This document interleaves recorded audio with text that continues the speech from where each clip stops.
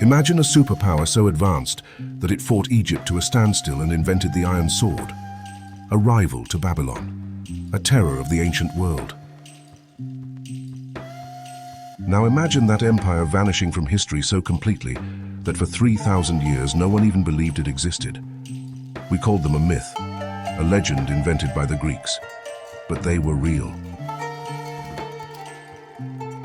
They ruled the Bronze Age, and then in a single generation they were wiped from the earth. This is the story of the Hittites. Part 1. The land before the empire. Before the Hittites became an empire, the high plateau of central Anatolia was a harsh place. Winters brought deep snow. Summers turned the land brown and cracked. This was not Egypt with its predictable Nile. This was not Mesopotamia with its rich river valleys. This was a land that required toughness just to survive. The native people called the Hatti had lived here for centuries. They built small kingdoms. They fought each other over grazing land and water. But around 1900 BCE, something changed. New people began arriving. Scholars still debate exactly where they came from, but most agree they migrated from across the Black Sea or down from the Caucasus. They spoke a language unlike any other in the region. It was an Indo-European language, related to Greek, Latin, and even English. These newcomers did not destroy the Hatti. They absorbed them. They took their gods, their name, and their land. Then they became something new. They became the Hittites.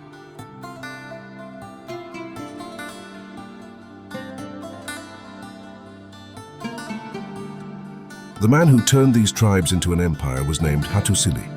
His name means the one from Hattusa. Hattusa was a city he built on a rocky ridge, surrounded by massive stone walls. You can still walk those walls today in modern Turkey. Around 1650 BCE, Hattusili looked at the scattered kingdoms around him and made a decision. He would not just rule his city, he would rule everything. This is the expansionist motivation that defines every empire. He needed resources. He needed copper for weapons. He needed silver for trade. He needed grain to feed a growing army. So he marched south. He conquered the kingdom of Zalpa. He crossed the Taurus Mountains and burned the city of Al-Alaq to the ground. In his own annals, which we still have carved on clay tablets, he boasted, "I went to war and destroyed those lands. I put their kings under my feet." But Hattusili did something else. He wrote down his laws. He established a central government. He created the first real bureaucracy in Anatolia. Without this infrastructure of control, his conquests would have dissolved the moment he died. The Hittites understood something that other empires learned the hard way. An army wins wars, but paperwork keeps the peace. Hattusili died old and bitter. His heir was a young man named Mursili, and Mursili was dangerous. Around 1595 BCE, Mursili did the unthinkable. He gathered his army, loaded his chariots onto carts, and marched over 500 miles south. Through mountains, across rivers, past the walls of Aleppo. He ignored all the small cities. He had one target: Babylon.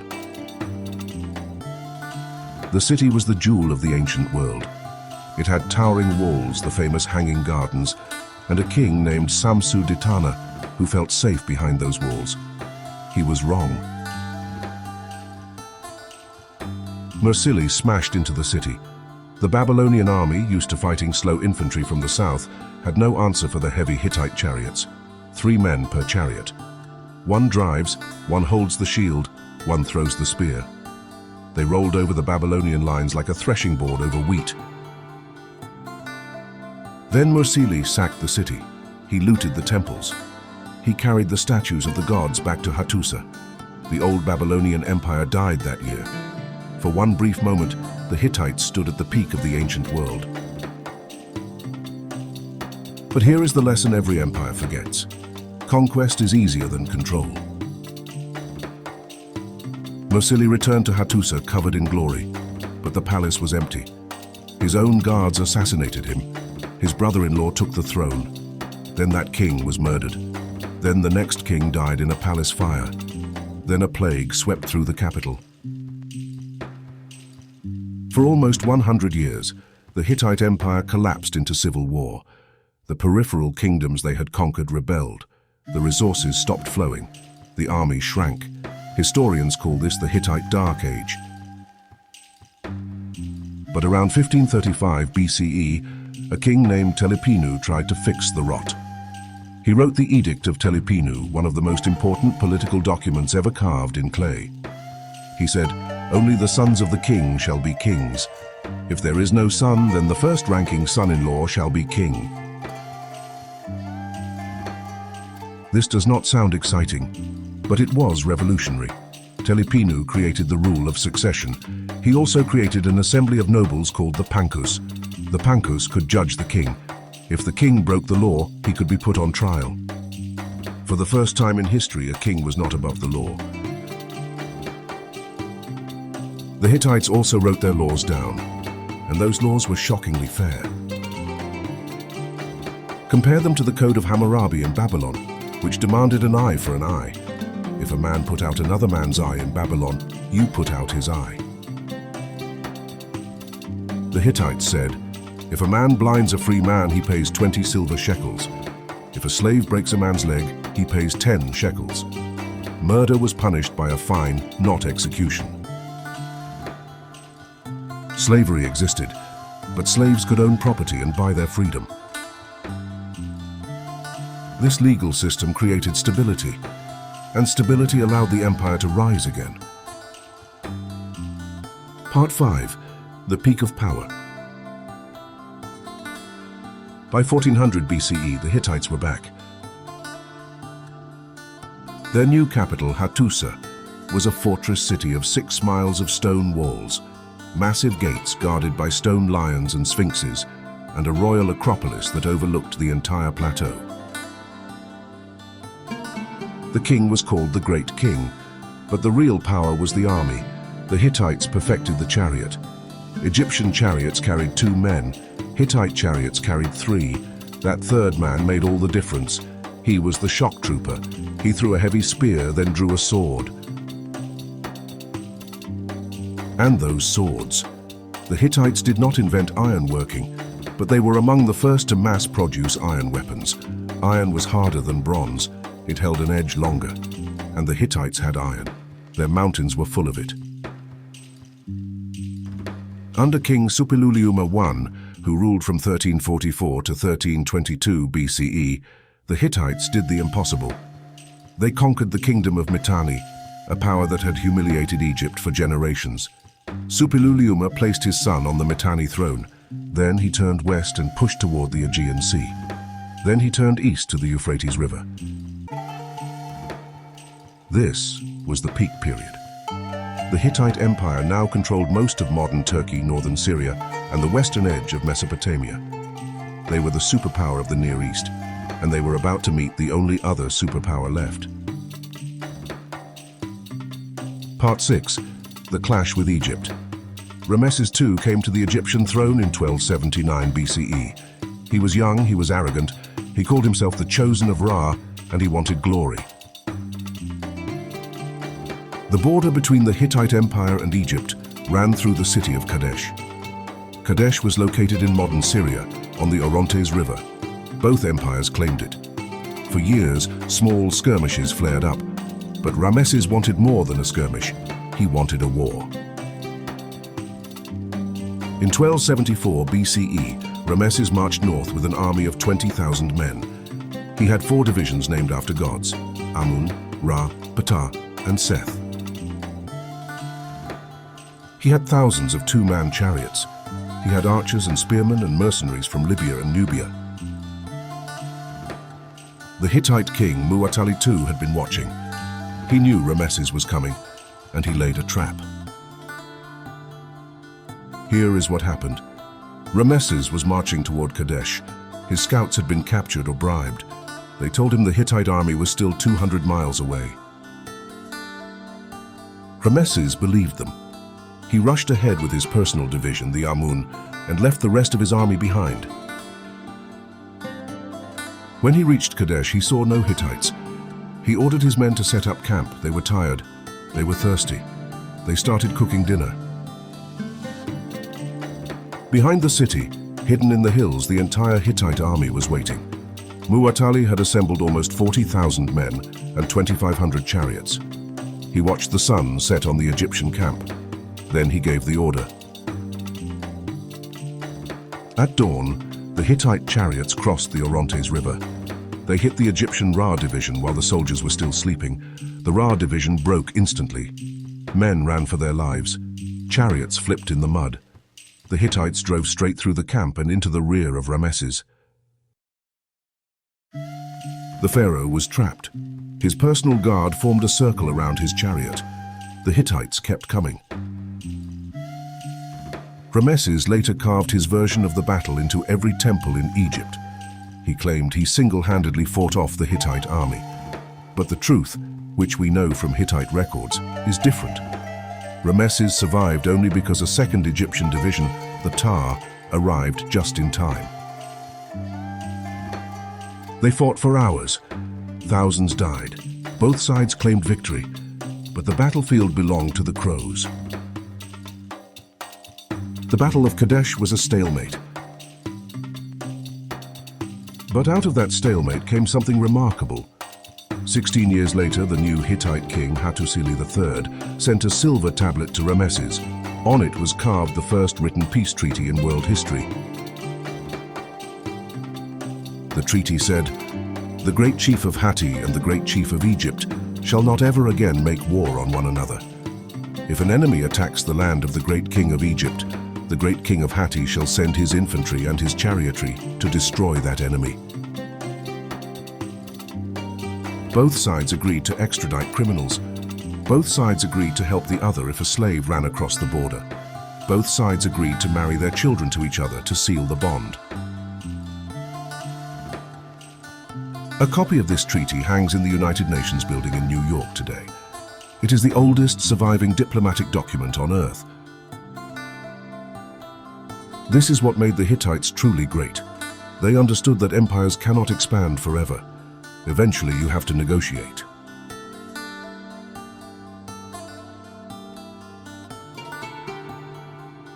For 50 years after the treaty, peace brought wealth. The Hittites traded copper and silver for Egyptian grain. They imported luxury goods from Cyprus and Crete. Their art became more refined. Their temples grew larger. But the empire was rotting from the inside. The peripheral kingdoms they had conquered generations ago started whispering about independence. The city of Troy, which was a Hittite vassal, began trading with Mycenaean Greeks behind the king's back. We know this from the Tawagalawa letter, a Hittite document complaining to the king of Ahiawa, which most scholars agree was Mycenaean Greece. The Hittite king wrote, "Why do you keep writing to my vassals behind my back? Stop interfering." The answer never came. The periphery was slipping. Then the climate turned. Part 8. The collapse around 1225 BCE, the ancient world began to die. Tree ring data from Anatolia shows 3 consecutive years with almost no rain. The grain harvest failed, then it failed again, then again.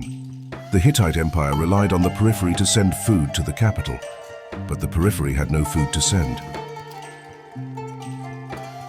The roads emptied. The tax collectors came back with empty hands. The army could not pay its soldiers. Then the Sea Peoples came. We do not know exactly who the Sea Peoples were. They appear in Egyptian records as a confederation of tribes from islands and coastal lands. The Peliset, the Cheka, the Shekelesh, the Denyen, they were raiders, and they burned everything.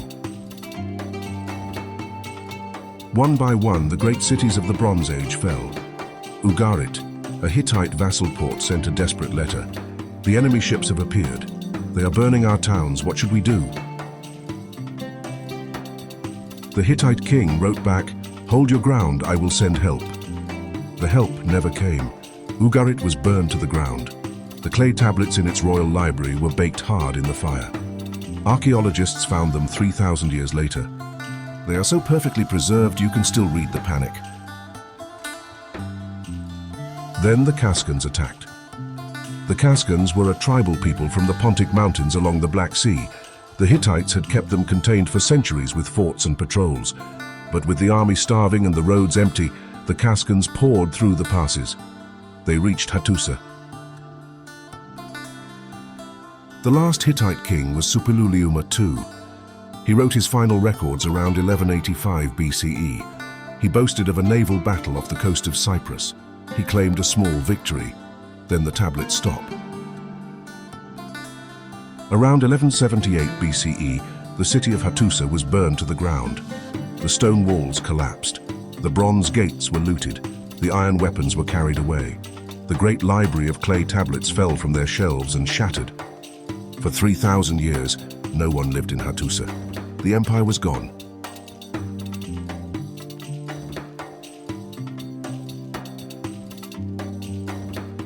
Why did the Hittites fail? The answer is the same for every empire. The infrastructure of control broke. The central government could no longer extract resources from the periphery because the periphery had nothing left to give. The army could not defend the borders because the soldiers had no food. The climate changed, and the Hittites could not change fast enough. But here is the haunting part. The Hittites did not just fall, they were erased. The Greeks, who rose from the ashes of the Bronze Age collapse, wrote down everything they knew about ancient history. They wrote about Troy. They wrote about Egypt. They never wrote about the Hittites. Later, Romans read the Greeks.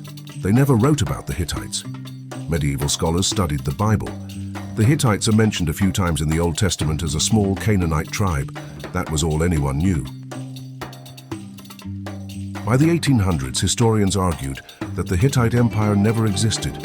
They said it was a myth, a legend, a mistake in translation. Then in 1834, a French archaeologist named Charles Texier was exploring central Turkey. He found the ruins of a massive city. He saw stone walls 6 miles long. He saw a royal gate guarded by a stone lion. He saw carvings of strange gods he did not recognize. He had found Hattusa. For the next 50 years, archaeologists dug. They found thousands of clay tablets. They found royal annals. They found the Treaty of Kadesh. They found the Edict of Telepinu. They found an entire civilization that had been completely forgotten. The Hittites were real. The Hittites gave us the peace treaty. They gave us the rule of law over the rule of revenge. They proved that an empire could rule not just with iron, but with diplomacy.